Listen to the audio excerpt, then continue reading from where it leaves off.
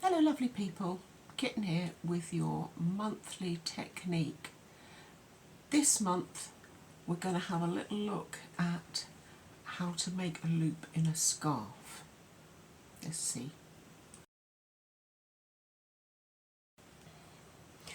When beginners start knitting, the first project they ever tackle is a scarf. It's simple, it's repetitive, you've got the same stitches, you're making something, you're doing something useful, and it's good practice to get you started.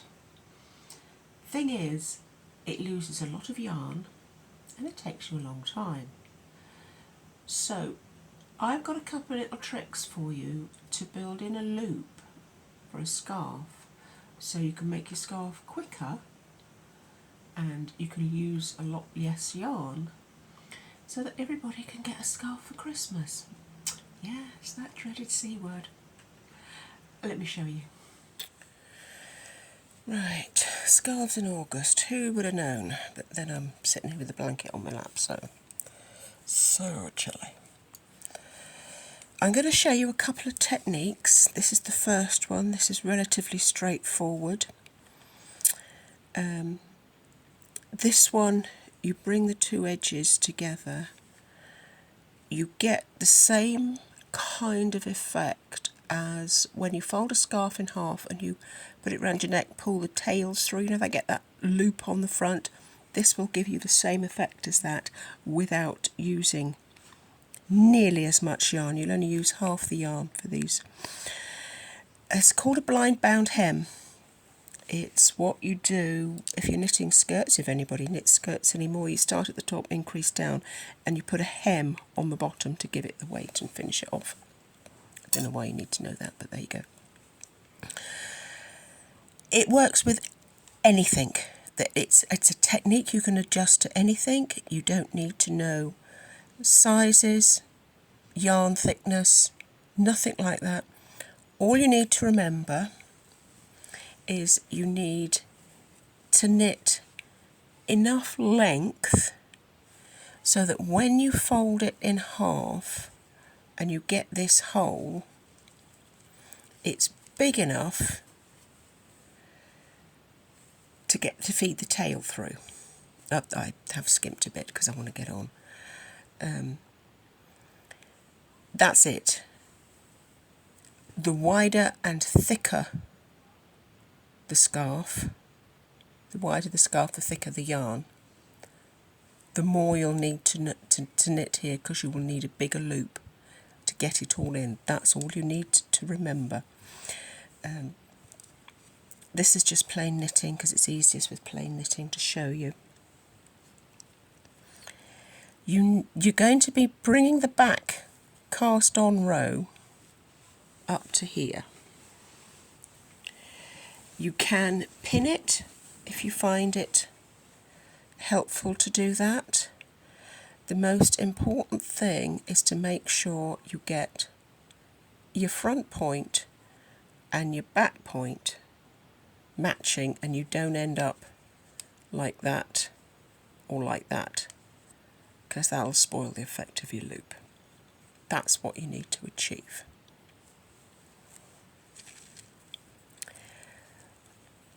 It is just a knitting technique. It's a little fiddly because right across here where you've cast on, you're going to be putting the point of your needle through and pulling the yarn through. First of all, let's line them up. The first stitch, point of the needle through the very end here. Bring your yarn through your cast on edge and through your working edge. This is your cast on edge. Shift it over a bit. This is the working edge. Okay. Put your yarn through there. Look for your next cast on stitch along the point of the needle through. It's going to be a bit tight. Have a little wiggle. Pull it through there. Pull it through there. You are making the yarn, the thread, the piece, do something it doesn't want to do and it doesn't like doing. So you're going to need to be a little bit firm with it, shall we say. You're going to need to tell it that that's what it's going to do and it's not going to mess you about. Come through like that and through like that. Through the front. You can scoot that back down if you're worried about slipping off. I've got the end, you can't see the end needle, but it's rested into a cushion so that it's firm there like that. When you put your point through here, make sure you don't split the yarn. And what I mean by split the yarn, this is hard to do because it's Wendy Supreme, of course, fabulous yarn. If you just skip through like that, that's splitting the yarn. It'll be hard to pull this because it's going in between all the fluff. You're building in a weakness, you're building in a bump. So make sure you don't split the yarn. Go into, I don't know if you can see, there's two. That's where you cast on your 2 stitches as the bottom line, the very bottom line of your work. Don't go in here. Let's get rid of that. Don't go into here. Try to keep it as close to the edge as possible. If you go down here, you'll get a ridge, you'll get a lump across the back. Try to keep it as close to the edge as possible. Pick up there. Look for the next one along. Get right on the edge. See, the edge is slightly different to the rest of the knitting. Okay, pull that through. What you're doing is knitting the two together and you're making a tube like that, and it's secure. It's actually one piece of work. So point of the needle in the front, look along,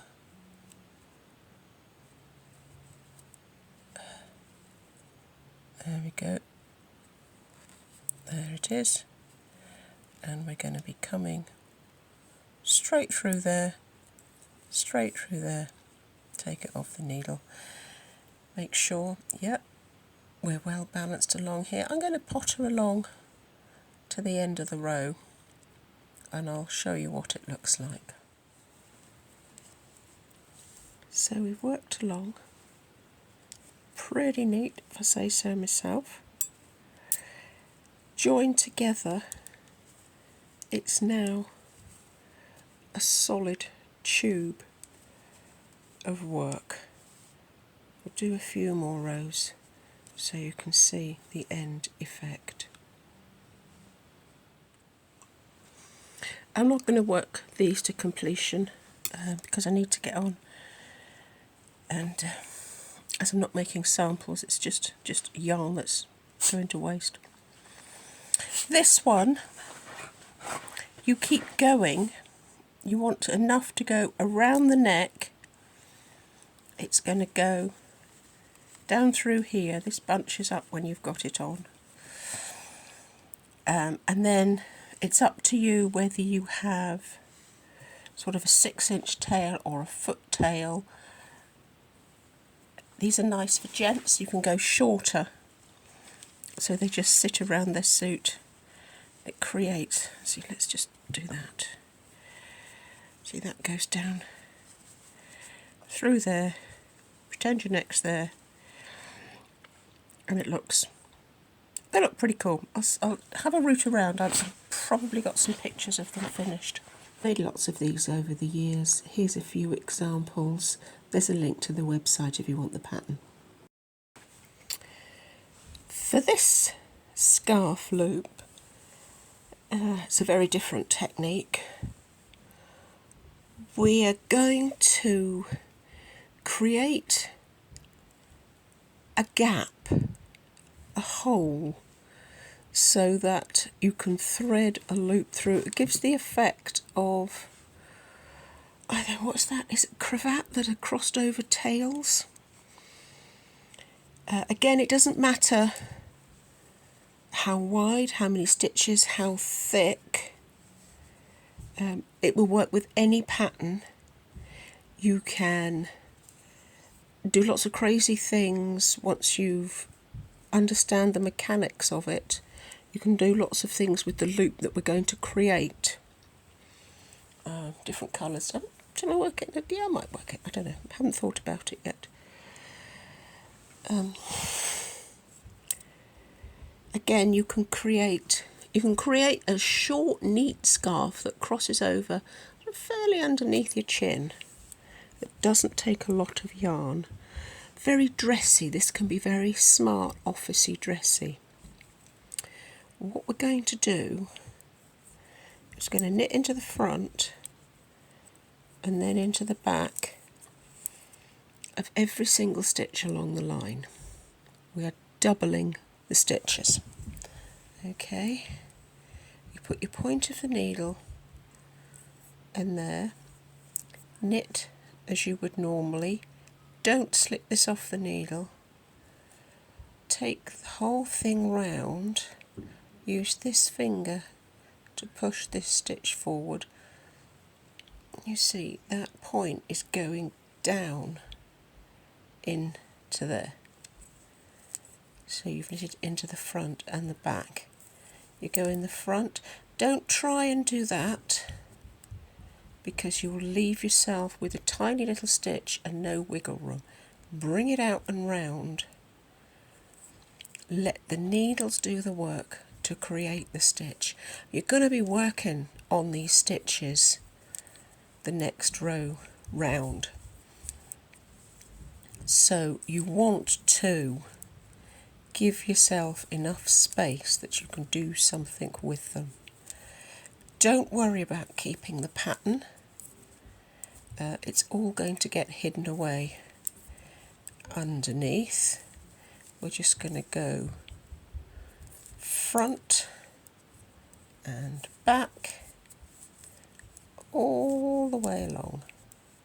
So you are doubling your stitches. Okay, that bit's lovely and simple. We can do that, no problem at all. I'll catch up with you in a minute when I've got some stitches to work with.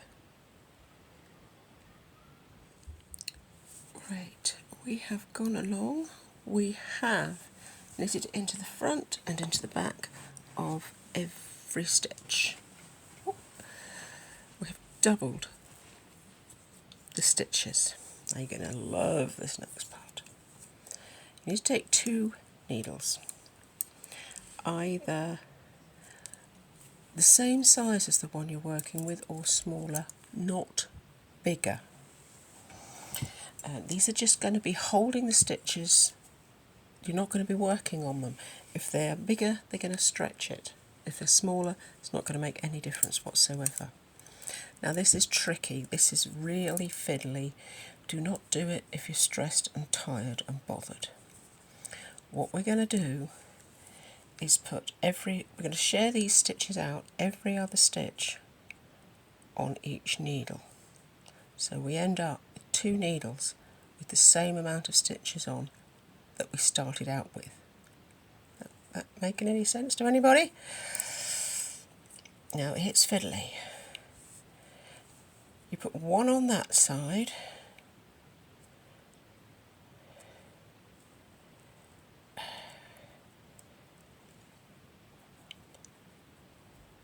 the next one goes on there. Hang on to it with your fingers. That one goes on there. That one goes on there. It does get a little bit easier once you've got something to hang on to. Just slip them off onto there, sharing it out. 1 for you, 1 for you, You're not working them, you're not doing anything to them. You're just pushing them one on there. This is very boring for you, but I don't know that I can stop.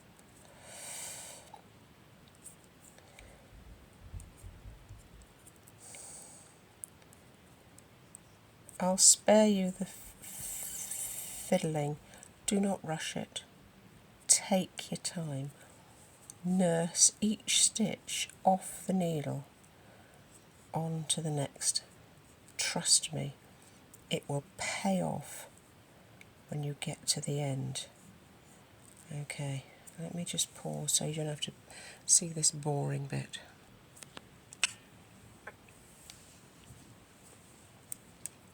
Right, you can see how we've divided it into two. It is actually a lot easier without a screen in between you and the work, and once you get a couple of inches in, it holds onto it, so it's not quite as tricky as you would assume. But we have got two halves. Each of those is going to become one side of your loop to tuck your scarf in. Now this is where it becomes really versatile, because if you wanted to change colour, you can change colour. If you want to do a different pattern, let's do garter stitch. That'll give us a bit of a contrast on it, won't it? That'll make it a bit fun. You want to do something different? Do something different. But anything. Because we're now going to work these two separate sides individually till we've got enough here to bring this through to hold it flat. If you've got what they call a stitch holder, these stitch holders are best because they're completely smooth. There's nothing on it to catch and fray your stitches. If you haven't got a stitch holder, you can use safety pins. The disadvantage is you're going to be tangling up with the little O that's at the bottom and with all the faff that's round the end. You're going to have to be careful with it. But if you've got a stitch holder, pop them onto a stitch holder. I don't like to slip them on a stitch holder to work with because I find it easier to have two solid things the same in my hand. And once they're on the needle, they're perfectly safe and secure, and you can just slip them off. It's a little awkward to work with because you've got two solid pieces of metal right next to each other, making a brace. But just work your way along, slip them on, absolutely fine. Try not to split the stitches, says me. Oh, here we go, getting down to the difficult bit. Slip that off.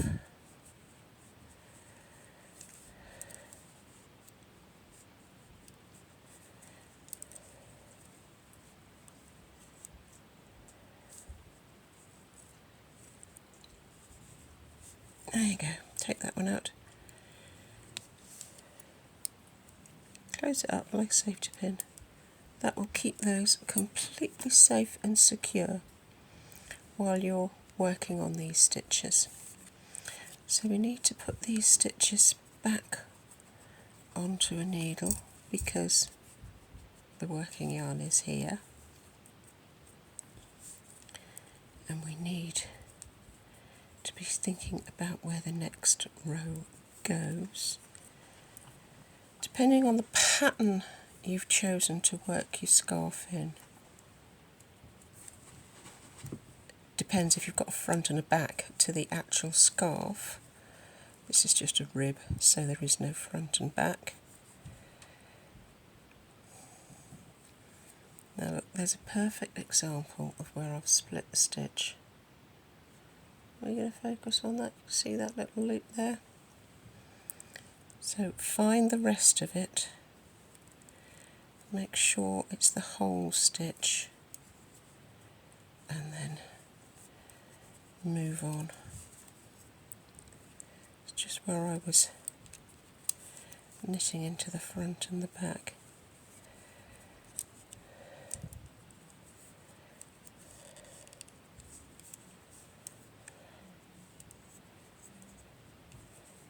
Doesn't matter what the stitches on the stitch holder do.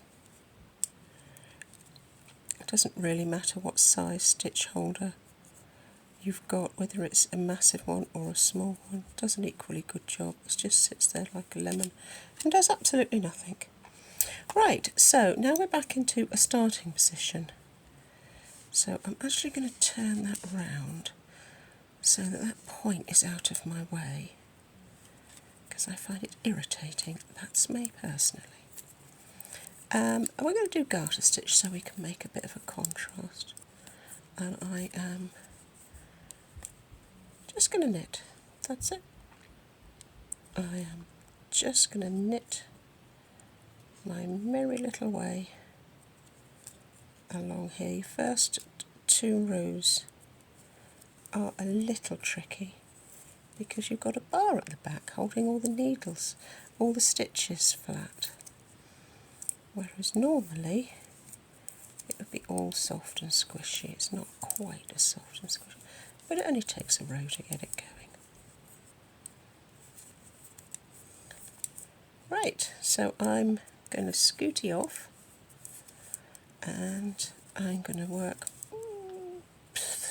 I don't know, 4 inches, what do you reckon? Let's see. I've worked a chunk in plain knitting garter stitch just to give us a bit of variety, a bit of a change, and we're at the point now where we need to switch. We need to put these on the stitch holder and we need to start knitting on these stitches. So if you have 2 stitch holders, that's fine. Pop one off, put those straight on a stitch holder. Some people don't, and it is just as simple to do it the long complicated way. So if you line up the point of your needle underneath the stitches, stitch holders are smaller than knitting needles, line it up underneath. You can slip one to the other quite easily.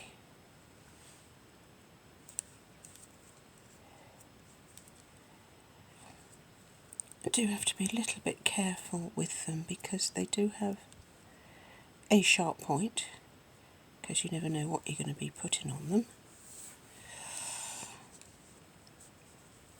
But they are very useful. You can get them in about 4 different sizes. Yeah, avoid the ones that look like big safety pins because you're not getting the benefit of it being a stitch holder. There are ones that have the round end and the safety pin bit there. Yeah, you snag your yarn on those desperately. So that on there.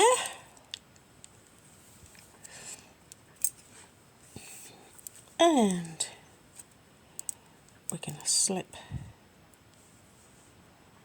those off there, like that. It's a funny thing to hold stitch holders. They are very skinny in your hand, and because they're a funny shape, it's a really weird feeling. But, don't use them an awful lot really. Putting raglan sleeves in jumpers is probably the most common way you have to save the stitches to knit into the neckband. And size does not matter. So there you go. So we're going back to our original stitches. Don't matter well, I've got this. Actually, I think I will turn it round because I've got that side, and I'd rather have, yeah, I think I will turn it round. Just for the sake, not that it matters because it's going to be hidden, but just for the sake of balance in my head. I'm doing things for nonsensical reasons these days. Tired. They don't take a minute. You can think about the world and the butterflies and scoop that across onto there. What I thought we'd do, just to demonstrate a point, is use a completely different colour. Use a wildly, completely different colour, so that the other side's going to be something, and then we'll carry on in this colour. So once you put the two together, people will have no idea how you did it, because it will just look as if you've magically made a yarn colour turn into another colour. Put your finger down on the thing and literally just start working. Literally, you just start working. Knit away. Little bit of quiet time. You want to secure that when you can. When you get back to the other end, tie a knot in it. Just a single knot, doesn't need to be a double, because you're going to be sewing the sides in. Cut this off, sew it in to secure it, because you won't be needing that again. Get it out of the way. I mean, it's not super critical, but get it out of the way. See, this is much easier. It was only that first instance where you had to work close this side to the stitch holder. And basically knit until you've got another flap that's the same length to match that one. Lovely bit of quiet time. Go and do some knitting. When you've worked your second piece to the same length as your first piece, slip it off the stitch holder, put it back on a working needle, simply because you will find it much easier to hold if you have two needles the same size. So we're going to join them back together. A little bit fiddly, lots of wiggle room. You want to into the first, into the exact same one behind it, knit through them both, take them both off the needle, into the first, into the second,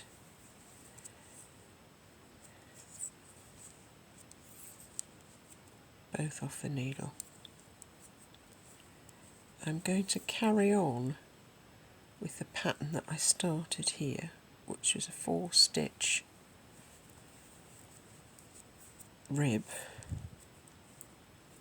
So we get 4 knit. We're going to do the purl. We're going to come back. It's exactly the same process, but it goes the other way. We're joining the two sides back together. It's not hard, it's not complicated. You just have to pay attention that you get one loop and one loop and through, and that you don't flick through everything and push everything off. One there,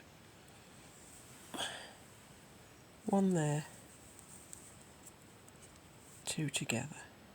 Let's be having trouble focusing, I don't know why. Go more slowly. One loop there, one loop there, it through both, slip them both off.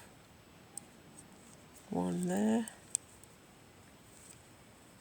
one there, through there, through there. You see what I mean by putting it back on the needle because it's easier to hold. You've got two things the same size to get hold of, and it is much easier to work them along together. 1, 2, 3, 4. If you want to do any kind of pattern, just go straight back into your pattern and pick up where you left off from your rib. If you're going to work your bump in any kind of pattern, you're going to have to make sure you finish both sides at the same point. Otherwise it'll look odd. There's no reason you can't do a different pattern on each side. You can go mad. 1, 2, 3. If you would like a proper pattern for this, on the website, in the knitting patterns, you will find a 1950s style scarf type done like this with shaped pieces at the end and stripes, which is really quite fun.